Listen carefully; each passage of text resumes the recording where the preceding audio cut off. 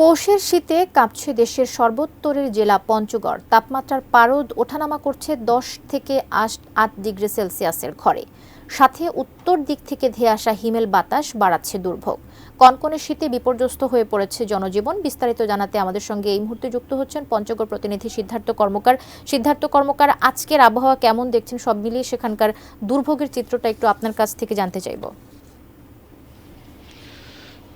কবিতা শুরুতে জানিয়ে রাখতে চাই যে আসলে শীতের রাজধানী হিসেবে খ্যাত সর্বোত্তরী জেলায় পঞ্চগড় হিমালয়ের কোল ঘেঁষে অবস্থানের কারণে কিন্তু এখানে বরাবরই দেশের অন্যান্য স্থানের চেয়ে শীতের তীব্রতা একটু বেশি পরিলক্ষিত হয়। এই বছর এর ব্যতিক্রম নয়, বরং গত কয়েকদিন ধরে আমরা দেখতে পেয়েছি যে এই জেলার উপর দিয়ে মৃদু শৈত্যপ্রবাহ সেটি কিন্তু বয়ে চলেছিল।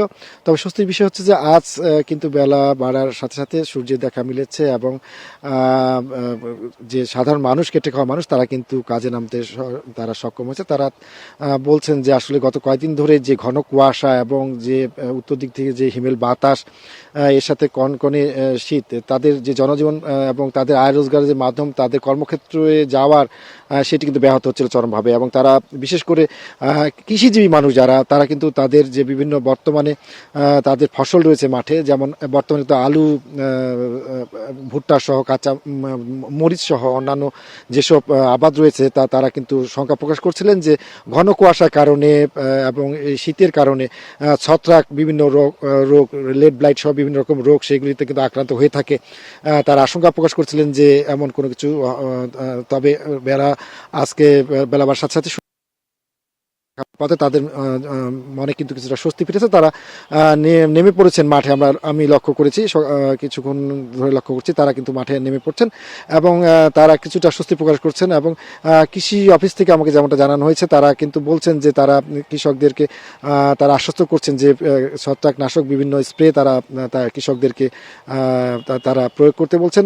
বিশেষ করে আলুর যে আবাদ চলছে বর্তমান, সেটি নিয়ে কিন্তু বর্তমানে কৃষকদের মধ্যে একটি তারা আশা সঞ্চার তারা করছেন যে এই আলু থেকে এই বছর তারা ভালো একটি উপার্জন করতে সক্ষম হবেন। আর বিশেষ করে পঞ্চগড়ের একটি জনসংখ্যার বড় অংশ বিভিন্ন শ্রমজীবী মানুষ রয়েছেন, যেমন পাথর শ্রমিক, চা বাগানের শ্রমিক এবং দিনমজুর। এই জনগোষ্ঠী তারা কিন্তু তীব্র শীতের কারণে বরাবরই তারা দুর্ভোগের শিকার হন।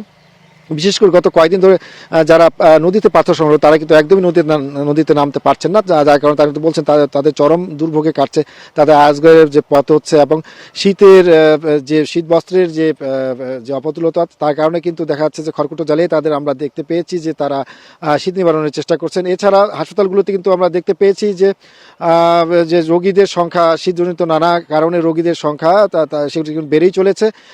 এছাড়া আবহাওয়া হচ্ছে যে মাসে এবং ফেব্রুয়ারি পর্যন্ত কিন্তু 2-3টি মৃদু থেকে মাঝারি শৈত্যপ্রবাহ যাওয়ার সম্ভাবনা রয়েছে। এছাড়া জেলা প্রশাসনের পক্ষ থেকে যেমন জানানো হয়েছে, তারা কিন্তু শীত বিতরণের কার্যক্রম তারা চলমান রেখেছেন। ছিন্নমূল এবং নিম্ন আয়ের যারা মানুষ, তাদেরকে শীতবস্ত্র বিতরণের কাজ চলছে। এ পর্যন্ত 15,000-এর বেশি শীতবস্ত্র তারা বিতরণ করেছেন। তো এই ছিল পঞ্চায়েত আমাদের সর্বশেষ।